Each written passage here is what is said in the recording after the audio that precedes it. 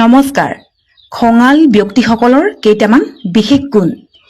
১ নম্বৰতে, যিসকল মানুহৰ বেছি খং থাকে তেওঁলোকৰ অন্তৰখন সিমানেই কোমল থাকে।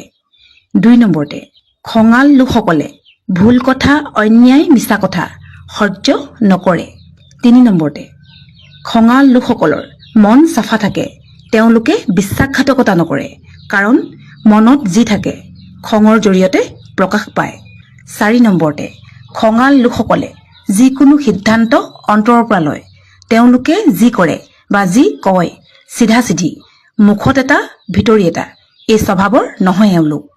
৫ নম্বৰতে, খঙাল লোকসকলে যদি কাৰোবাক অন্তৰৰ পৰা বেয়া পোৱা হয় তেনে মানুহক মাত এষাৰ দিবলৈও মন নকৰে। যদি মোৰ কথাখিনিত একমত হয় কমেণ্ট কৰিব। ধন্যবাদ।